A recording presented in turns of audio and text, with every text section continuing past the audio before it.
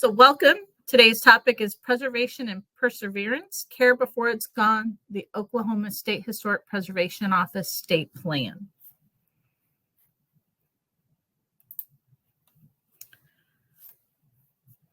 Statewide historic preservation plans are a guide for effective decision-making about older and historic places and the policies, programs, and projects that affect them. They are intended to encourage planning for historic and cultural resources while balancing historic preservation with other interests. The National Park Service's Historic Preservation Planning Program develops national policies related to historic preservation planning. The primary tool the National Park Service has to implement the Historic Preservation Planning Program goals is through statewide historic preservation planning. As such, the National Park Service requires the state historic preservation offices for each state and territory to develop a preservation plan as part of the federal funding requirements. They, the National Park Service, is responsible for reviewing and approving statewide historic preservation plans. Oklahoma received their formal letter of approval on January 3rd, 2025, and we had received an email approval in late December. Generally, a statewide historic preservation plan includes an overview of the types of older and historic places found throughout the state, including archaeological sites, and the predominant historical and cultural themes, an overview of statewide planning process, a summary of the issues, trends, and challenges related to historic preservation, and goals and objectives to address the issues and challenges.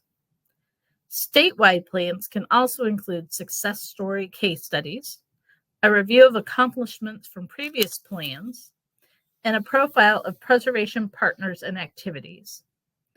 The specific information included in a plan and the length of a plan will vary from state to state.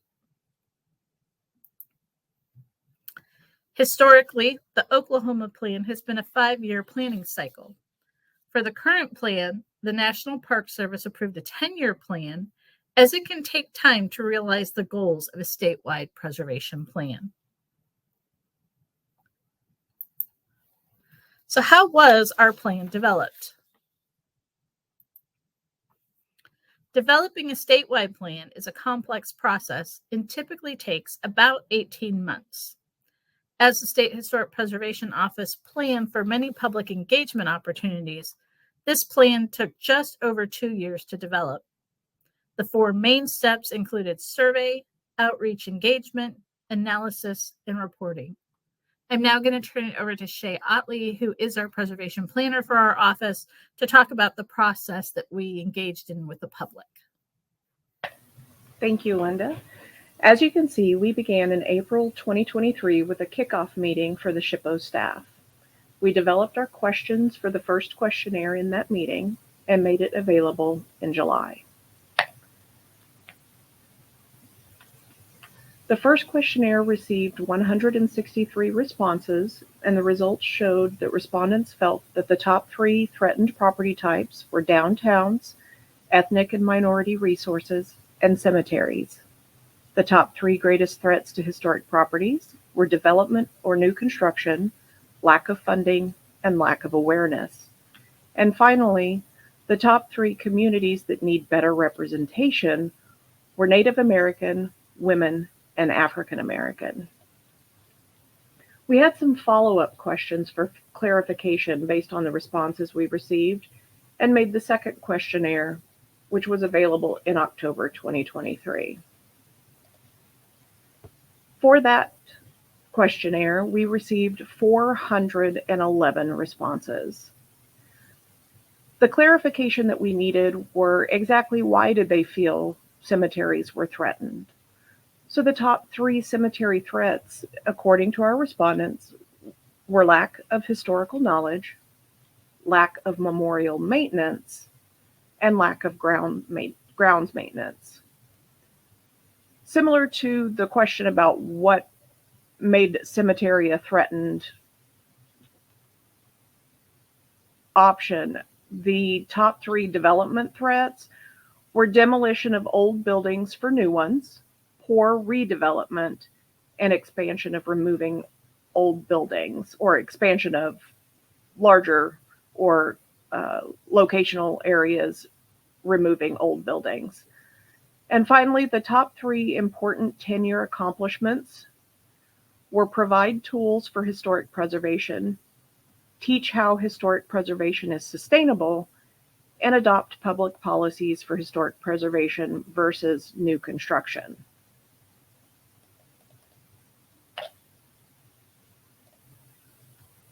Following the second questionnaire, we published the first draft in February 2024 for public comment and sent the draft to the National Park Service for a preliminary review. In August 2024, we published the final draft for comment. After revising the plan based on many of the comments we received, the final draft was submitted to the National Park Service, and preliminary approval was received via email December 20th, 2024.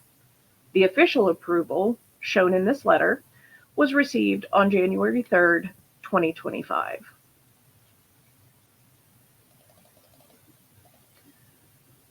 So basically, what do you do with the plan once it's completed? What are the next steps to accomplish the goals and objectives? Every Oklahoman ultimately can help realize the goals and objectives that are outlined in the statewide preservation plan. The goals and objectives help us focus priorities and can be used by others to help identify their own priorities to achieve preservation outcomes. Our goals for this plan: goal number 1, Oklahoma's archaeological and historic resources will be valued and appreciated as important assets. Goal number 2, Oklahoma's rich and diverse heritage, both tangible and intangible, will be identified and preserved. Goal number 3, advanced best practices and broaden participation among stakeholders, decision makers, and citizens through effective outreach efforts. And goal number 4, historic preservation will be well integrated and supported with local planning and development practices to strengthen and sustain communities. Linda will now speak to you about the objectives and strategies, or the things that you can do to help accomplish the statewide preservation plan goals.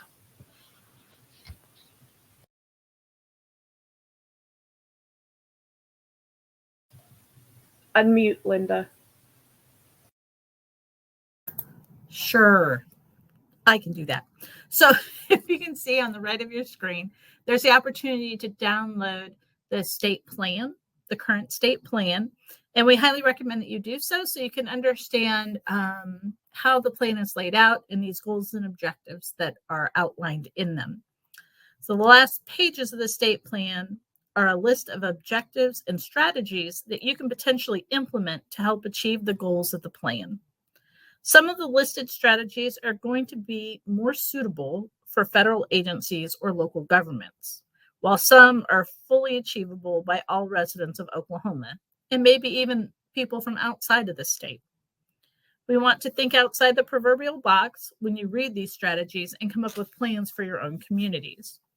For example, in this objective that you see before you, one of the strategies is to raise awareness of disaster risks through community meetings and workshops. You know that your business hosting a meeting could be an accomplishment for this strategy. A resident of a local town can organize meetings by inviting appropriate speakers, such as the State Historic Preservation Office or the Oklahoma Emergency Management staff, to come and speak to your community about such things. So one of the things that we took to heart when developing this plan was the amount of disasters that strike Oklahoma. And there's quite an extensive amount of history about disasters in Oklahoma within the state plan itself. I'm not going to go into those numbers. We all live them and experience them on a yearly basis. But one of the things that the State Historic Preservation Office wants to do over the next 10 years is really outline ways in which we can work to save historic buildings from those disasters.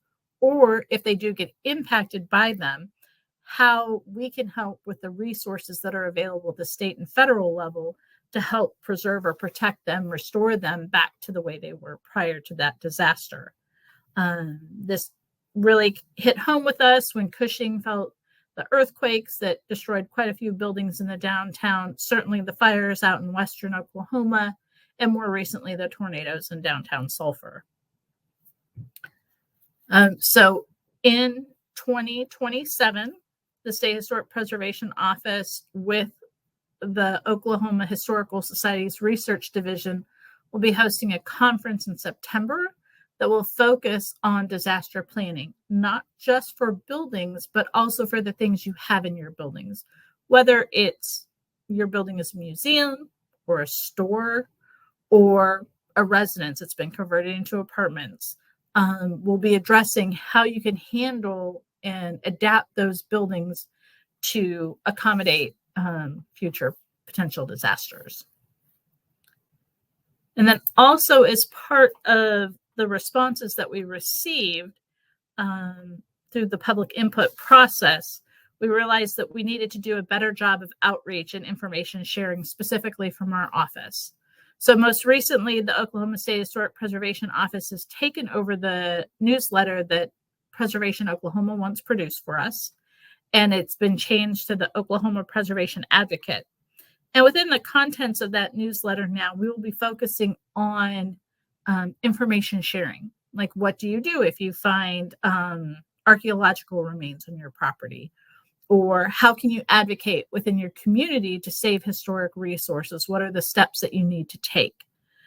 So we're really focused on what the responses were from the general public and are working quite hard to adapt to those requests and show of need from our office so we can get that information out to the general public.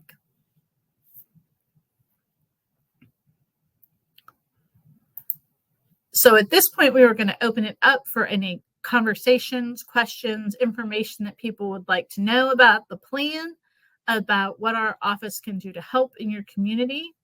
And Shay is going to go ahead and read those questions, and I will give you some answers. So Shay?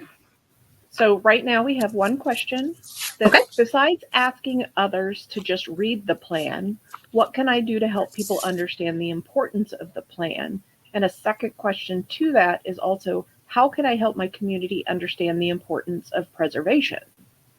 Okay.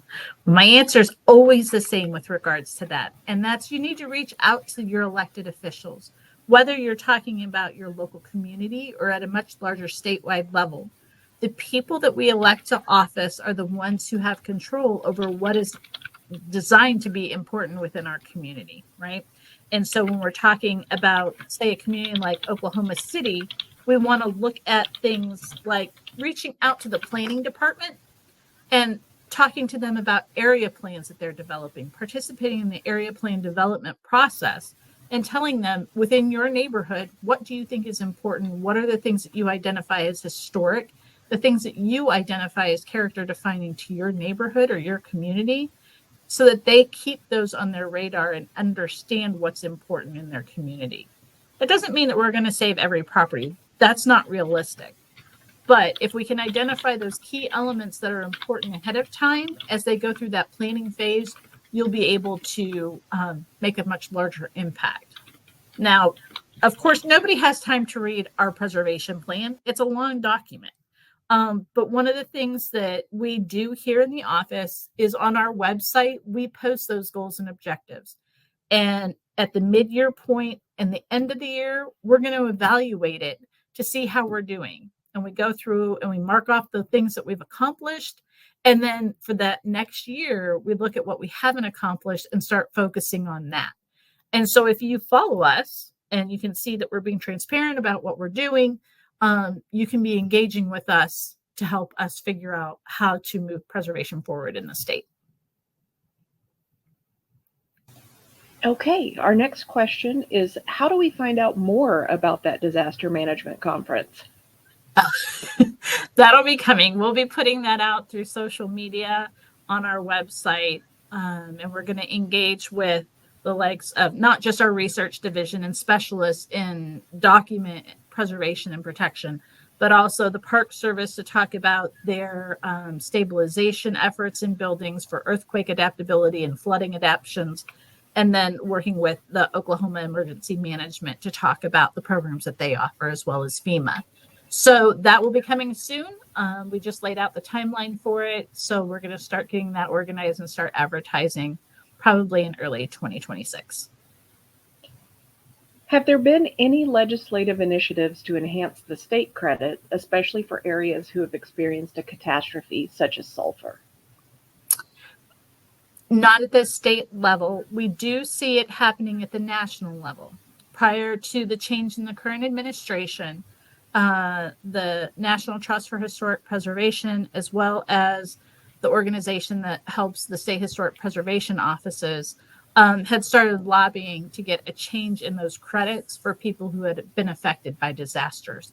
I'm not sure what that will look like in the new administration, but I know it's still on their radar and it's something that they want to push for. How does the survey response level this year compare to previous years? Well, Shay, do you want to address that? This year's response has been greater than the previous years combined. So we are extremely happy with this year's response. Of course, we would always like more. That's the case with any questionnaire or survey that's put out. However, it was a significant increase from our previous years. So we found that our attendance at various festivals and at the Oklahoma State Fair in particular increased our numbers significantly. So you're likely to see us out at those events for the next go round of the state plan update.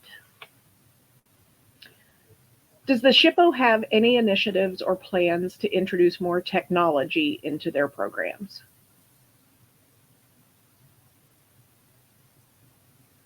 Yes, is the easy to answer. How we're going to do that is going to vary by the different programs that we oversee. So, we have a GIS specialist who handles all of our mapping. We have other technology that's in process, such as we're developing an online portal for Section 106 submissions. Once that's up and fully running and functional, we'll start looking at adding in other ways that you can submit for our other programs as well. So you'll be able to do text credits that way. You'll be able to do National Register that way. And so those types of technologies we're doing. And then, of course, we also oversee contracts. We hire out for special projects. So some of those in the future might include doing things like the digital scanning of buildings to create blueprints. Just kind of depends on what people seek to do as projects with us. Additionally, we're looking at updating our website and providing PowerPoints that people can, view on their own time instead of having to have the staff come out and speak. Not everybody can get together at every time or attend every webinar. So sometimes when you're just wanting the basics, you'd like to just go to a presentation and watch it to get the information you need. So we're also looking at doing things like that. I do not show any other questions. We'll give it a moment just to see if anyone else has a question. I will say that we didn't address this in the presentation, but we do have to, as a requirement with the Park Service, do a 5-year assessment since they're allowing us to do a 10-year plan. So at that midpoint, we'll be doing an extensive assessment, Shay and I, on how we're doing with the plan, if there's anything we need to modify, if there's changes that need to be made.